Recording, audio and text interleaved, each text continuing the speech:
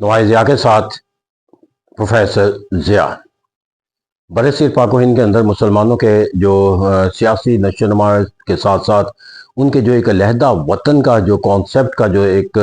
इर्तिका है, उसके अंदर जो है वो जिस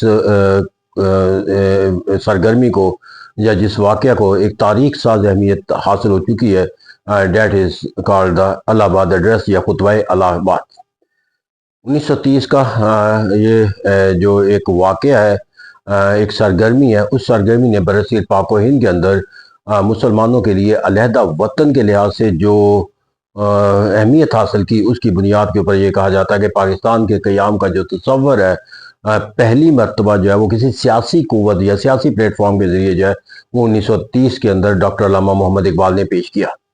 अगरचे पाकिस्तान बनाने का या पाकिस्तान के मुसलमानों का एक अलहदा वतन बनाने का तसव्वुर दोनों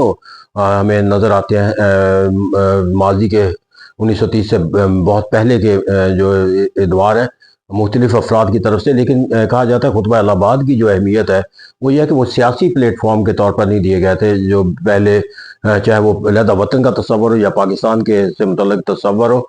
जब पहली मरतबा ये तसव्वुर एक सियासी प्लेटफॉर्म के ज़रिए दिया गया तो इट मीन्स कि ये एक ऐसा अमल है जिसको सियासी जमात के मंशूर के तौर पर जो है वो इख्तियार किया जाना चाहिए, और जब कोई असूल और ज़ाब्ता सियासी जमात का मंशूर बन जाता है तो फिर उसे जो है वो नाफज करने के लिए जो है वो सियासी क़ुव्वत जो है वो इस्तेमाल होना शुरू हो जाती है। इस तरह जब सियासी क़ुव्वत कोई अपना मैनिफेस्टो या असूल बताती है तो इट मीन्स कि वो इसको अमली तौर पर नाफज करने के लिए जद्दोजहद का भी तसव्वुर जो है वो इख्तियार करेगी। तो इसे कहते हैं जो अफराद ने तसव्वुर दिया वो अपनी सोच और फ़िक्र का तो इज़हार किया, लेकिन उसको अमली जामा पहनाने के लिए वो किसी तहरीक का सबब नहीं बने। हाँ, अलबत्ता जो खुतबा इलाहाबाद है, इसको कहा जाता है कि इसके बाद मुसलमानों के अंदर जो है वो अलहदा वतन की जो तहरीक का जो तसव्वुर है वो पैदा हो गया, क्योंकि यहाँ पर एक सियासी प्लेटफॉर्म की तरफ से मुसलमानों की तरफ से एक अलहदा वतन का जो एक तसव्वुर है वो दिया गया। लेकिन खुतबा इलाहाबाद को अगर हम देखते हैं जो 1930 के अंदर डॉक्टर अल्लामा मोहम्मद इकबाल ने दिया, दरअसल 1930 के अंदर मुसलमान लीग का सालाना इजलास इलाहाबाद में हो रहा था और उस इलाहाबाद की जो सदारत है वो डॉक्टर अल्लामा इकबाल को सौंपी गई, और उन्होंने उस खुतबे सदारत के अंदर जो बातें की उसके अंदर जो है वो हमें जो असूल और ज़वाबित नज़र आते हैं, उसकी बुनियाद के ऊपर हम उसको लिबरेट करते हैं और उसकी जो अहमियत का जो है वो जायज़ा लेने की हमेशा कोशिश करते हैं। तो इसका कहते हैं बुनियादी तौर पर जो 20वीं सदी की तीसरी दहाई है, ये सोच और फ़िक्र का एक मुआवजना और मुकाबला था कि हिंदुस्तान के अंदर जो है वो किन असूलों के मुताबिक जो है वो एक मनसूबा तैयार किया जाए, फार्मूला बनाया जाए या एक पॉलिटिकल डॉक्ट्राइन तैयार की जाए जिसके अंदर हिंदू और मुसलमानों के दरमियान जो है वो मुस्तकिल तौर पर जो है वो हम आहंगी और इख्तियारात की तकसीम और शराकत दारी हुकूमत के असूल और जो है वो तश्कील पा सकते हो। तो हमें अंग्रेज़ों की तरफ से नज़र आया साइमन कमीशन, हिंदुओं की तरफ से नेहरू रिपोर्ट आई, मुसलमानों की तरफ से जो है वो हमें दिल्ली मुस्लिम तजावीज़ आई, कायदे आज़म के 14 नुकात नज़र आए। तो अब इसी दौरान एक जब ये कोशिश की जा रही थी 1930 के अंदर राउंड टेबल कॉन्फ्रेंस की सूरत के अंदर, तो वहाँ पर जो है वो ये एक और उसी सरगर्मियों का एक तसलसल करार दिया जा सकता है खुतबा इलाहाबाद। तो इसे कहते हैं यहाँ पर ये वो इरा था जहाँ पर हर ज़ाविये से और हर क़ुव्वत की तरफ से जो है वो हिंदुस्तान के अंदर कोई एक ऐसा मैनिफेस्टो और डॉक्ट्राइन का तैयारी का अमल जो है वो तश्कील देने की काविशें जारी थी कि जहाँ पर हिंदुस्तान के लिए कोई एक ऐसा फार्मूला बनाया जाए जो हिंदुस्तान की मुसलमानों और हिंदू दोनों के लिए एग्रीड भी हो और उनके मफादात के तहफ़्फ़ुज़ का भी अक्कासी करता हो और अंग्रेज़ों के लिए भी उससे मुल्क का नज़्म व नसक चलाने के अंदर कोई एक आसानी का तस्वर पैदा हो। तो इस पस मंज़र में जब देखते हैं तो हमें ये एक और काविश नज़र आती है कि जो सोच और फ़िक्र के ज़ाविये के लिहाज से जो है वो एक फ़र्द की जो है वो जो एक मुफक्राना जो उसका ताकत थी उसकी भी अक्कासी होती हुई नज़र आएगी। तो सबसे पहले वो जाकर जो अपने खुतबा इलाहाबाद के अंदर जो एक बुनियादी तसव्वुर जो अपने किताब से करते हैं वो ये कहते हैं कि एक बरसीर पाक व हिंद के अंदर जो मुसलमान है वो एक अलहदा कौम का तसव्वुर नहीं रखते, बल्कि वो एक हकीकत के तौर पर है, क्योंकि मुसलमानों का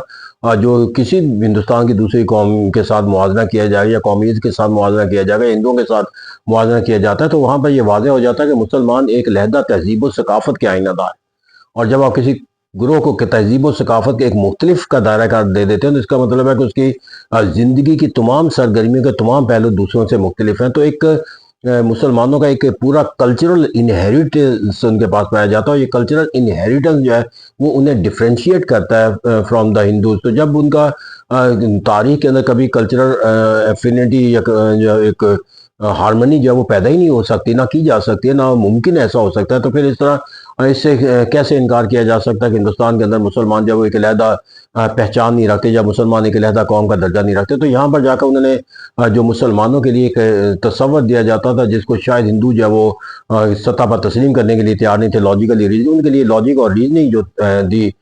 وہ ایک بنیادی تصور ہے، جس کو ہم دو قومی نظریے کی بھی ایک عکاسی کہہ سکتے ہیں۔ تو اس طرح کہتے ہیں خطبے کا آغاز وہ اپنے مسلمانوں کے جو ہے وہ علیحدہ کلچر کی جو شناخت ہے اور جو مستقل نوعیت کی شناخت ہے، اس کی بنیاد کے اوپر جا کر جب وہ ہندوؤں کے ساتھ ڈفرینشیٹ کا جو تصور ہے، اس کی اصول پر جو ہے وہ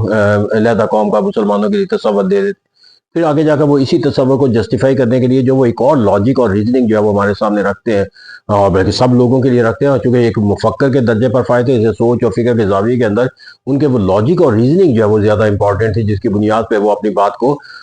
کنوے کرنے کا جو ہے وہ اختیار استعمال کر رہے تھے۔ تو انہوں نے دوسری جو لاجک اختیار کی کہ ہندوستان کو اگر دیکھا جائے تو یہ دوسرے دنیا کے باقی ملکوں کی طرح نہیں ہے کہ جو ہے مختلف ٹیریٹوریل گروپس کے اوپر جو ہے وہ مشتمل ہوتا ہے، جس کے اندر جو ہے مختلف ایڈمنسٹریٹو یونٹ جو ہے وہ بنا کر جو ہے ملک کا نظم و نسق جو ہے وہ چلایا جاتا ہے۔ بلکہ انہوں نے کہا ہندوستان کو اگر دیکھا جائے تو یہ پوری تاریخ کے اندر جو ہے مختلف کمیونٹیز کا اجتماع رہا ہے، اور اب بھی ہندوستان کے اندر جو ہے وہ مختلف کمیونٹی کا اجتماع ہے، کہ کچھ علاقے ایسے ہیں کہ جہاں پر ہمیشہ کے لیے مسلمان جو ہے وہ اکثریت میں تھے، اور آج بھی ہمیشہ آئندہ کے لیے رہیں گے، اور کچھ علاقے ایسے ہیں کہ جہاں پر ہندوؤں کی اکثریت ہے۔ تو اس طرح کہ یہاں پر جو ایڈمنسٹریٹو ہارمنی یا ایڈمنسٹریٹو نظام کے تحت نہیں چلایا جا سکتا، بلکہ یہاں پر کمیونٹی کے جو ہے اقتدار کے تحت جو ہے وہ اس نظام کو جو ہے وہ ہندوستان کے نظام کو چلایا جا سکتا ہے، اور یہ نظام اسی وقت چل سکتا ہے جب ہر کمیونٹی جو ہے وہ اپنے سوچ اور فکر کے مطابق جو ہے وہ کسی محکومی کے تصور کے ساتھ منسلک نہ ہو، بلکہ وہ اپنی آزادی و خود مختاری اور اپنی سوچ اور فکر کے مطابق جو ہے وہ زندگی گزارنے کا حق رکھتی ہے۔ تو اس طرح کہتے ہیں یہاں پر انہوں نے ہندوستان کی جو جغرافی خد و خال تھے، اس کی بنیاد پہ بھی واضح کیا کہ جغرافی طور پر بھی جو خطے ہیں ہندوستان کے، وہ کسی ایڈمنسٹریٹو گروپس کے تحت ایک ملک اتحاد کا تصور نہیں پیدا کیا، بلکہ جو انٹیگرل پارٹس ہیں وہ ٹیریٹوریل یونٹ نہیں ہیں، بلکہ کمیونٹیز جو ہیں وہ اس کے یونٹ ہے، تو each unit should have the its own sovereignty. تو اس طرح کہتے ہیں یہاں پر جو ہے وہ ہر قوم جو ہے وہ اپنی آزادی خود مختاری کا جو تصور رکھتی ہے اس کو تسلیم کیا جانا ہے۔ تو اس طرح کہتے ہیں یہاں پر ایک طرف مسلمانوں کے کلچرل کا جو ایک اسپیکٹ ہے، اس کی بنیاد پر دو قومی نظریہ دیتے ہیں، پھر وہاں دوسری جگہ پہ جا کر وہ جو ایڈمنسٹریٹو جو سٹرکچر تھا ہندوستان کا، اس کی بنیاد پہ اوپر دو قومی نظریے کی یہ مسلمانوں کے لیے ایک علیحدہ وطن کا تصور جو ہے وہ دیتے ہوئے نظر آئے۔ پھر یہاں پر جا کر وہ جو آگے جا کر ایک اور جو اس علیحدہ وطن کے تصور کے اصول و ضوابط کی نفی کے لیے بات کرتے ہیں، تو اس کے لیے انہوں نے واضح کر دیا کہ جن علاقوں کا جو مسلمانوں کے لیے علیحدہ وطن کا وہ مطالبہ کر رہے ہیں، اس کی بنیاد وہ کن علاقوں پر مشتمل کہتے ہیں کہ پنجاب، سندھ، سرحد اور Balochistan should be amalgamated into one state. تو اس طرح کہتے ہیں واضح کر دیا کہ یہ مسلمانوں کے وہ تمام علاقے جہاں مسلمان رہتے ہیں وہ نہیں شامل، بلکہ میجورٹی رول اور دا مائنورٹی کے بھی کانسیپٹ کے مطابق جو ہے جو مسلمانوں کا حق ہے کہ جہاں پر ان کی اکثریت وہاں پر وہ اپنی حکومت قائم کر سکتے ہیں۔ تو اس طرح وہ علاقے جہاں مسلمانوں کی اکثریت ہے، ان علاقوں کو ملا کر جو ہے مسلمانوں کا ایک علیحدہ وطن جو ہے وہ بنا دیا جائے، یا ایک جغرافیکل یونٹ بنا دیا جائے، جہاں پر وہ اپنی سوچ اور فکر کے مطابق اپنی آبادی اور عددی طاقت کے بنیاد کے اوپر جا کر جو ان کا حق بنتا ہے حکومت کرنے کا، وہ اس کو حاصل کر سکے۔ تو اس طرح یہاں پر ان علاقوں کی بھی نشاندہی کر دی کہ جن علاقوں کے بنیاد کے اوپر انہوں نے ایک علیحدہ وطن کا تصور جو ہے وہ تشکیل دیا۔ پھر آگے جا کر جو اس تصور کے دو قومی نظریہ ہو جائے یا علیحدہ وطن کا تصور، ان کی جو مخالفت کرنے والا جو تصور تھا وہ یہ تھا کہ اگر مسلمانوں کے لیے کوئی ایک علیحدہ وطن بنا دیا جاتا ہے تو وہاں پر بھی تو قوم اقلیتیں ہوں گی، اور جب وہ اقلیتیں وہاں پر ہوں گی تو ان کے لیے بھی مزید ہندوستان کو تقسیم کرنا پڑے گا۔ تو یہاں پر جا کر ان کا جو تصور تھا کہ جو ہندو ان علاقوں کے اندر رہنے والے ہیں جو مسلمانوں کی ایک ریاست کا حصہ علاقے قرار پائیں گے، جہاں مسلمانوں کی حکومت ہوگی، تو وہاں کی ہندوؤں کے جو ہے یا دیگر اقلیتوں کو جو ہے وہ اپنے حقوق کے تحفظ کے لیے کسی خوف کا کوئی تصور نہیں ہوگا، بلکہ ایک بہت اچھا بیلنس آف پاور بن جائے گا۔ کیونکہ اگر مسلمان اپنے علاقوں کے اندر غیر مسلموں کے ساتھ یا ہندوؤں کے ساتھ کوئی ایسا بیہیویئر اختیار کریں گے جو ان کے حقوق کی نفی کرتا ہوگا، تو اس سے زیادہ علاقوں کے اندر، اس سے زیادہ عددی تعداد کے اندر مسلمان ان علاقوں کے اندر رہ رہے ہوں گے کہ جہاں پر ہندوؤں کی حکومت ہوگی۔ تو وہ کیسے چاہیں گے کہ کوئی مسلمان جو ہے وہ ہندوؤں کے ہاتھوں جو ہے وہ تکلیف کا سامنا کرنا پڑے اس بنیاد کے اوپر کہ انہوں نے اپنے علاقے کے اندر ہندوؤں کو نقصان پہنچایا۔ تو اس طرح کہ بیلنس آف پاور اور بیلنس آف ٹیرر پیدا ہو جائے گا، جس کے نتیجے کے اندر دونوں طرف جو ہندوؤں کی حکومت والے اور مسلمانوں کی حکومت رہنے والے جو ہے دونوں کی طرف سے جو اقلیتیں ہوں گی وہ اپنے حقوق کا زیادہ بہتر ان کو تحفظ جو ہے وہ مل سکے گا، کیونکہ دونوں حکومتوں کو یہ احساس ہوگا کہ ان کی طرف سے کیا گیا کوئی بھی ان جسٹیفائڈ ایکٹ جو ہے وہ ان کی قومیت کے لیے ایک دوسرے خطے کے اندر جا کر جو ہے وہ ویسا ہی ان جسٹیفائڈ جو ہے وہ ایکٹ جو ہے وہ تشکیل دے سکتا ہے۔ تو اس طرح یہ بیلنس آف پاور، جو بیلنس ٹیرر آئے گا تو تمام اقلیتوں کے حقوق کا تحفظ جو ہے وہ ہو جائے گا۔ پھر یہاں پر جا کر جو ایک مفکرانہ انداز جو ان کا تھا، علامہ اقبال کا سوچ اور فکر کا، وہاں جا کر جو اس کے اندر جو سب سے اہم بات وہ کرتے ہیں ہندوستان کے قیام کے حوالے سے، وہ ہمیں وہ اصول وضع کرتے ہوئے نظر آتے ہیں جس کے بنیاد کے اوپر وہ ہندوؤں کو تلقین کرتے ہیں کہ پاکستان بنانے کی جو ان کی مخالفت ہے، دراصل وہ اپنے مفادات کے خلاف ہے ان کے، اور اگر وہ لاجک اور ریزننگ کے تحت پاکستان کے وجود کو دیکھیں گے تو یہ ان کا قیام آنا جو ہے وہ پاکستان کا خود ہندوستان کے لیے جو ہے وہ ایک رحمت اور ایک بہتری کا اور ان کی بھلائی کا تصور جو ہے وہ پیدا ہوگا۔ اور اس کے لیے انہیں جو تصور دیا وہ بفر سٹیٹ کا تھا۔ انہیں کہا کہ پوری تاریخ اگر ہندو جانتے ہیں تو وہاں پر جو ان کے اوپر دہلی کے اوپر جو حملے ہوتے رہے ہیں وہ دراصل وہی حملہ آور ہیں جو کہ سینٹرل ایشیا سے یا افغانستان سے جو ہے وہ آتے رہے ہیں، پھر ان کو جن حملوں کے تحت کیا جاتا رہا ہے، اور ان کے جو جن کو وہ قتل و غارت کا نام دیتے ہیں، تو وہ اپنے آپ کو اس سے محفوظ کر لیں گے۔ کیوں کہ ان کے درمیان اور ہندوؤں کے درمیان جب وہ ایک ایسی ریاست مارز وجود میں آ جائے گی جہاں مسلمان ہوں گے، اور جب مسلمانوں کے علاقوں سے گزریں گے تو پھر مسلمانوں کو پہلے ان کے جب جارحیت کا اور ان کے سرگرمیوں کا سامنا کرنا پڑے گا، سب ان سے محفوظ ہو جائیں گے، ان کے بارڈر جو ہے وہ ان علاقوں سے کہیں نہیں اشتراک رکھیں گے کہ جہاں سے ان کے لیے جارحانہ جو ہے وہ اقدامات جو ہے وہ اٹھائے جاتے رہے ہیں یا اٹھائے جا سکتے ہیں۔ تو اس طرح کہتے ہیں کہ جہاں ایک بفر سٹیٹ کے طور پر انہوں نے ہندوؤں کو یقین دلایا کہ یہ پاکستان کا بننا، یہ مسلمانوں کا جو علیحدہ وطن بننا ہے، that will be a buffer state between the aggressor and to be aggressed. یہاں پر جو ہندوؤں کی سوچ اور فکر کے اندر جو ہے مسلمانوں کا جارحانہ جو تصور ہے وہ اس سے ان کو بچانے کے اندر جو ہے وہ ایک مثبت کردار ادا کرے۔ تو اس طرح یہاں پر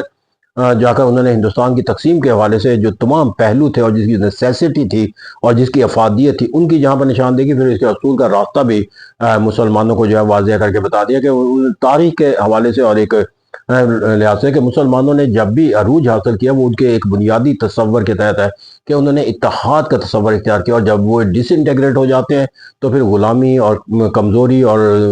ایسے ہی حالات جن کا ان کو برصغیر پاک و ہند کے اندر سامنے ہے، ویسے حالات و واقعات ان کا مقدر بن جاتے ہیں۔ تو انہوں نے کہا کہ یہاں پر جا کر وہ کسی مایوسی کا کوئی تصور قائم نہ رکھیں، بلکہ اپنے آپ کو اسلام کی تاریخ سے عبادت کریں، تاریخ سے سبق سیکھیں، اور وہ حالات و واقعات کے تحت اپنے آپ کو جو ہے وہ